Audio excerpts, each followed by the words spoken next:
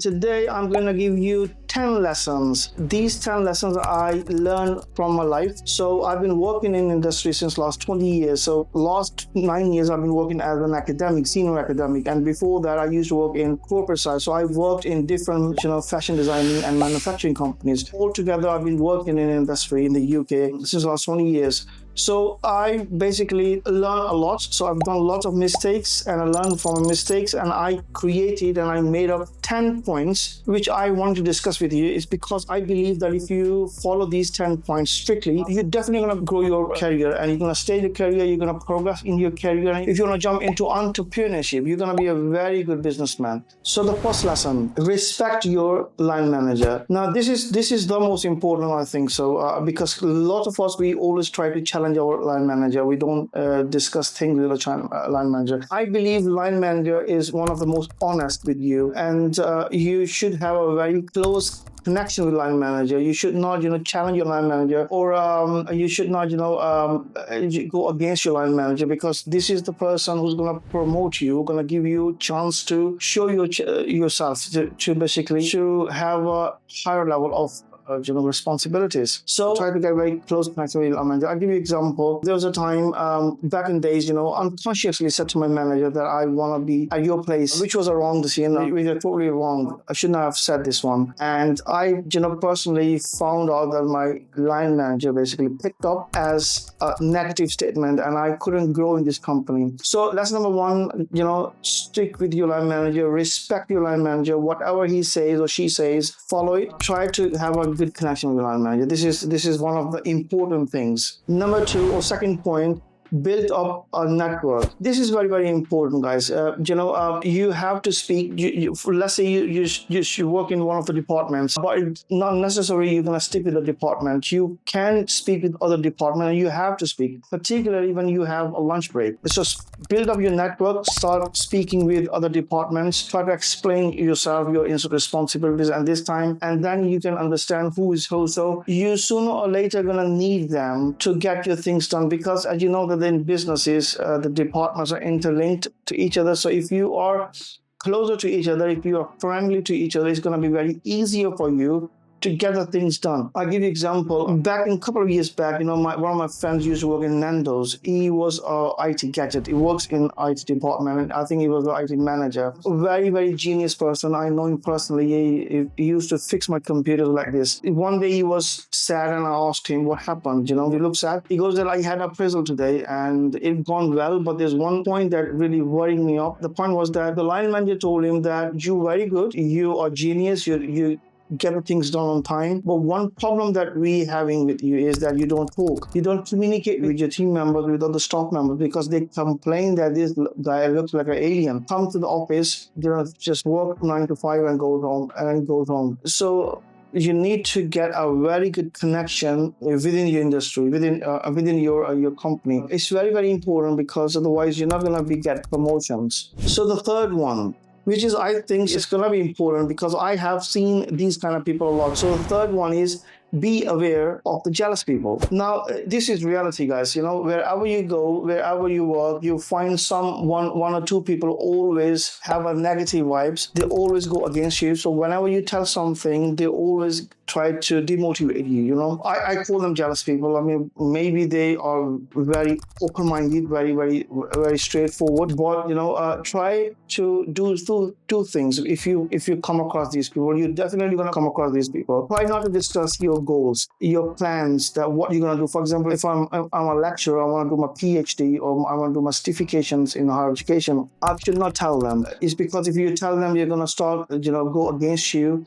and they're going to make little, troubles within the industry. So try not to talk to them. Try not to talk to tell your goals, your ambitions, your plans. If you know somebody has that kind of negativity within your team, try to avoid talking to your goals. Try to stay professionally with the job, and stick your argument within the job responsibility that you have. Otherwise, it's going to be very, very challenging for you to cop the the responsibility that you have. At the same time, you're going to be looking at these guys as well. Number 4, attend the meetings. Now, since COVID, and even before COVID, we have online meetings or the physical meetings, patterns or environment in the organizations. Now, there are some of the meetings which are compulsory, and some of the meetings normally you're definitely going to have which are going to be optional. Not these optional meetings you've got to attend. It's because you're going to be recognized as a disciplined person, and you're going to have a time frame. You're going to have a time where you're going to show up your personality. So always try to jump into the meetings on time. Try to attend all the optional meetings particularly. Okay, it's because the more you know people and the more people know about you, it's going to be easier for your line manager in the company to progress, to give you a promotion, because promotion doesn't mean that you're only going to stick with your line manager with your team. The companies normally get feedback from all around, and then they finalize who is going to be promoted. So you need to go in the team meetings. Number 5, don't share your knowledge or skills. Actually, I'm not contradicting what I said previously, that go to meeting and present yourself. That's a different case. When I tell you don't show up, don't show your skill, don't tell your skill, it means unnecessarily. So when there is need, just explain, particularly when you are in your department and your colleagues, your manager needs some kind of technical help and you know it, jump in and help them and explain to them and get the thing solved, get the thing done. But just not normally when you talk to your team members and when you talk to other departments, just don't share your knowledge, because when you share your knowledge, people start getting jealous. The moment they're going to start getting jealousy about you, they're going to have wrong vibes or negative vibes, which going to bring a lot of frustrations, and then you're going to have anxiety. Then you're going to have sooner or later arguments, and that goes totally wrong side. Try not to do it. Try to avoid it. So don't share your knowledge all the times, particularly when there is not need to share it. One thing for the freshers, for the latest graduates, be flexible. And I think this is the 6th point. Be flexible means that obviously that you're a contract 40 hours, 35 hours, and you're obliged to do 9 to 5 or whatever time frame they have given to you. But because you are new and you are progressive and you want to jump on the ladder and you want to progress yourself, so therefore you need to be a little bit flexible. Sometimes coming a little early and going a little late is not a bad idea. Sometimes it happens, particularly when your line manager and your team, they need you to stay for a couple of minutes extra or something. Sometimes it's okay. The more flexible you show yourself, the more faithful you show to them, and you are going to be called as a career-oriented person. So these kind of people automatically come up the ladder. Number 7, and I think so this is the latest things happening. Stop quitting. I'll tell you my story. A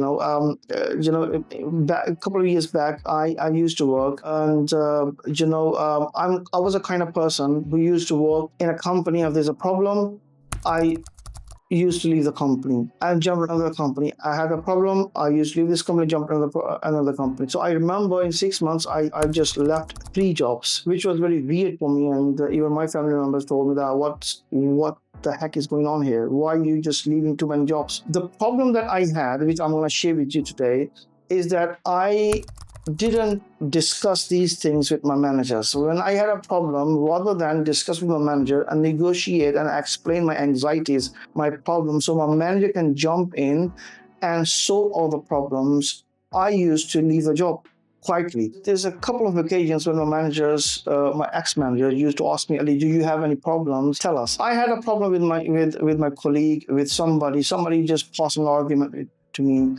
I couldn't bear it. I just used to leave the job. Don't do it.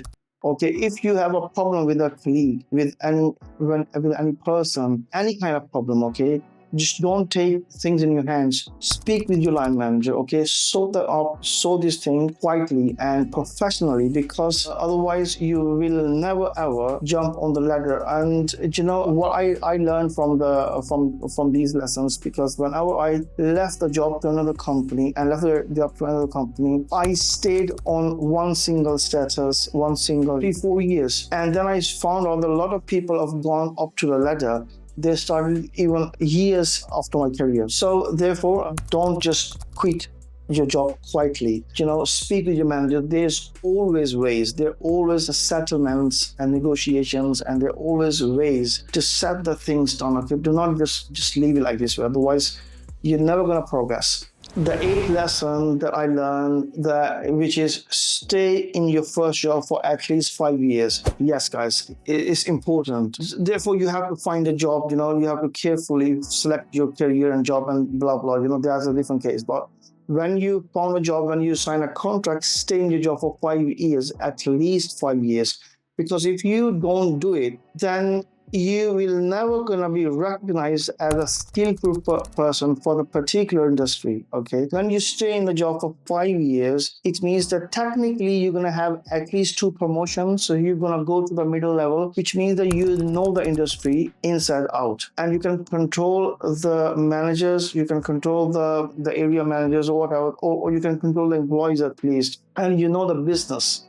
Okay, so there's a very easy way to jump to the higher scale salary if you stay in one industry for 5 years. Let's say if you don't do it, when I used to leave every year, I found very difficult to go to a higher level because I never had that kind of in-depth knowledge of the industry. So, and when I stayed in an industry for more than 5 years, I became guru of this industry. I understood the policies, I understood the business function, the industry, the market, because I've been working there for long years. For example, I've been working in academia since nine years, and I understood the private side, the public side. I understood the regulations, the policies. I understood the teaching, the quality, and all these things related to the education business.